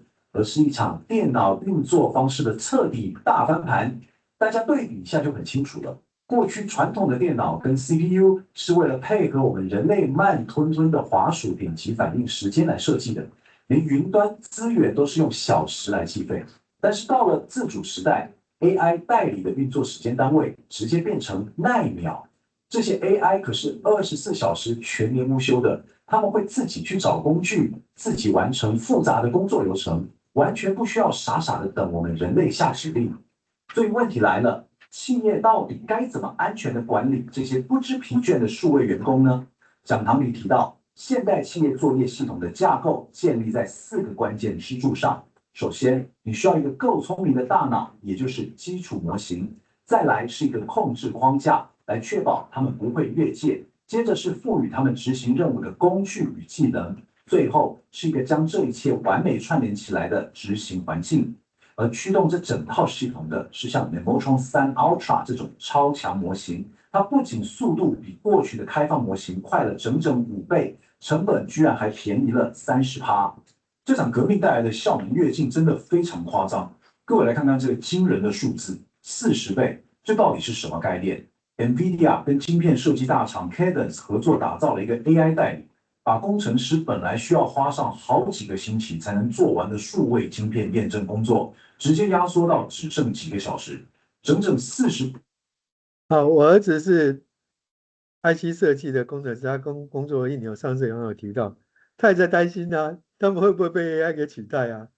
但是担心没有用，这种东西呢，我有一个概念，就是因为老师了解 AI 的原理，它不大可能取代人类，而且人类呢，有另外的价值哦，所以很多时候呢，它实际上就像当年的工业革命。18世纪末19世纪，初工业革命到电气化革命，我们最开始讲的这个那种浪潮呢，任何人都是挡不了的。你要在这个风口上找到你的位置，要面对、接受、处理、放下。OK， 就是最重要还是你的思想啦，你的想法跟态度。OK， 那当然你有适度的担心是会促进你比较好的处理，这是对的哦。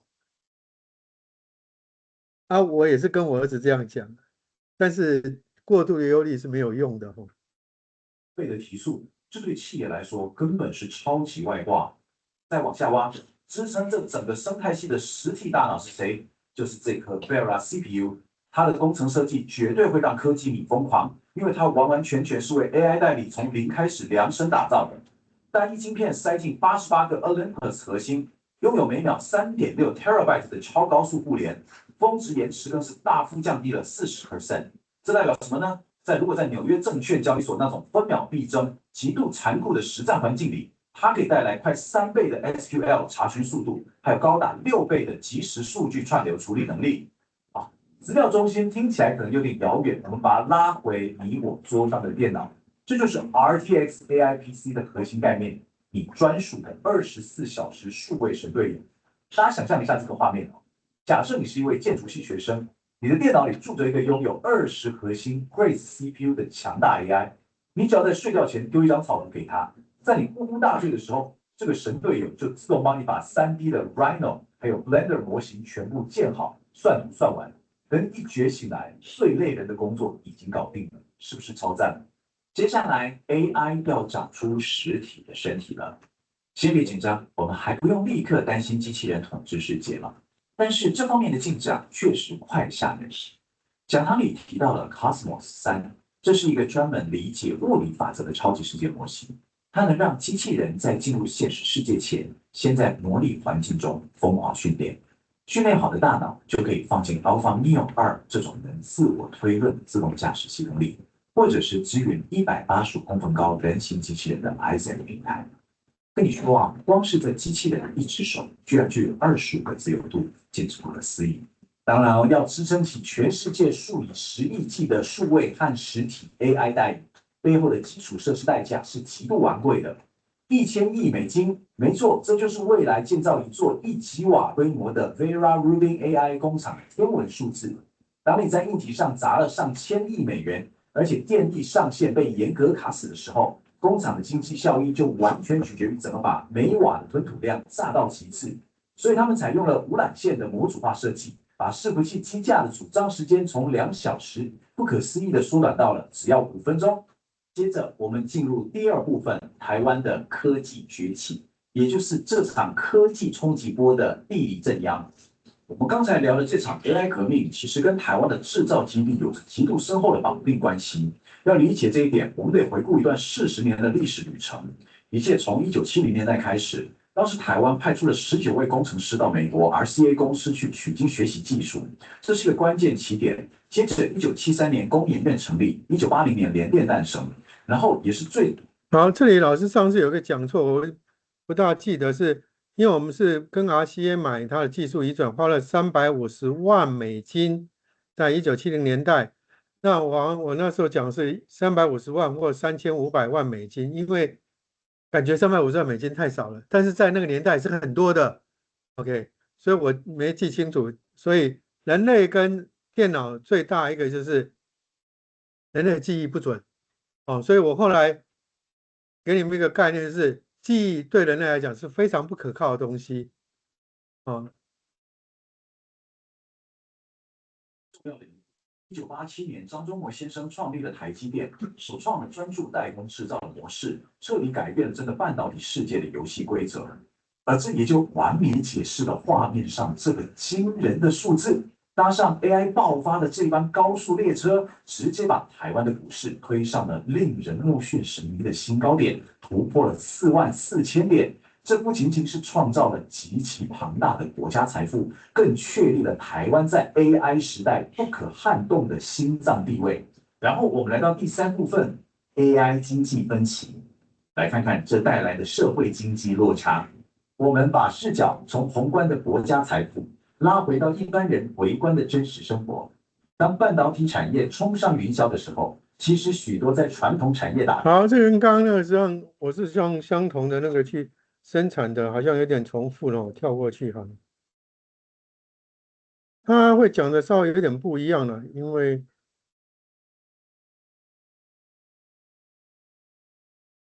来看看这组残酷的对比数据：一个非半导体产业的大学毕业生，起薪大约只有35000元台币，但如果想在都会区边缘租一间又小又旧的套房，每个月光是房租就得扔掉15000元，薪水扣掉房租，说真的还剩多少？好，在台北住确实有这个问题，所以台北现在外移的人口比较多。那我有一个外甥呢，是台大历史系毕业的，他当年可以念医学院，他爸一直埋怨，当年听他的话就好了。但是呢，他去念了历史系，后来又念了历史所，他的兴趣就是当编辑，所以他薪水很低，35000的。他工作了，他现在40岁左右了，才差不多35000而已。他以前大概就是从20几K 的时候，那个年代就是他机运不好嘛。那他如果是跟你们一样这个时代毕业的呢，他就不会受历史系影响哦，因为现在 AI 让你长了翅膀，重要的是你的想法跟你的创意跟你的意志，你想要什么，它可以协助你，所以他就比较容易得到比较好的经济生活了。但是很不幸，他生的比较早。OK， 那所以很多时候呢，像他这里面介绍的，确实他租房就要15000到在台北到2万。OK， 那如果你的薪水不高的话，确实在台北就不容易住得下来。好，这就是科技高速发展背后，我们必须正视的强烈社会落差。最后进入好，他念的是台大历史系，台大历史所。OK， 那有没有用？还是被环境压制哦。有时候你要看你的环境哦，时代是各有利弊啦。你们应该要觉得这个时代对你们是友善的，而不是，所以我可以跟你同样的环境，在不同年代的比较。培育科学文化，探讨创新的哲学根基。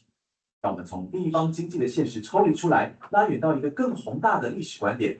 课堂中提出了一个历史上非常有名的里约。好，这刚刚从我之前在上课有问过你们这个问题哈，当然这种问题就是开放性的，没有标准答案。OK， 但是你大概自己知道，根据客观的事实，还有严谨的逻辑推论，你大概可以得到你自己的观念跟结论哈。我们再往下看，学文化作业系统的4个层次，从最底层的实体基础设施开始，接着是大家共同参与的社群组织，再往上是制度面的强力支持，最后也是整个系统的灵魂，就是顶层的抽象价值观，社会对于追求真理的普遍认同。当这4个层次结合在一起，就会产生一个超强的创新飞轮，就像当年的瓦特改良蒸汽一样，直接让英国的经济产出在60年内暴增了整整3倍。在课堂的尾声，讲者总结了他的观点。他认为台湾目前的科技优势，在某种程度上其实是跟民主开放的社会氛围以及科学文化深度交织在一起的。我们在这里客观地分享这个来自讲堂的视角，但这的确为我们留下了一个非常值得深思的问题。在这个 AI 无所不在、变化快到让人喘不过气的时代，我们到底该如何持续培育属于我们自己的文化土壤，才能催生出真正属于下一个世代的伟大创新呢？感谢大家陪伴我们完成今天的深度解析，我们下次见。好，感谢你们陪伴老师这个1个学期的唠叨。那我们下礼拜要考试哈，千万要来哈。那我稍微给你们看一下这个投影片，刚刚的是这个投影片哈。AI 代理革命，因为还有5分钟了，与台湾双核未来哦。黄仁勋对台湾，因为他是台南人哦，他是小时候9岁到美国去，就是以前台湾人的标准的轨迹哈，就是那他对台湾是有感情的哈，虽然他现在是美国籍，但他对台湾是有感情，所以他在那个 GDC 台北发表了一系列，然后把那个海外第1个总部放在台北的北4科哈。那目前 AI 是台湾人的事迹哈，为什么？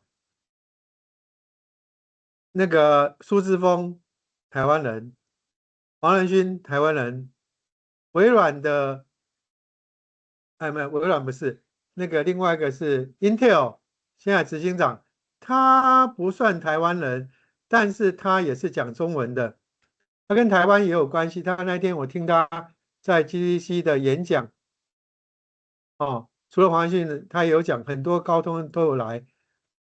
他讲说，他当年台湾也想把他延揽过来，就像那个张忠谋一样。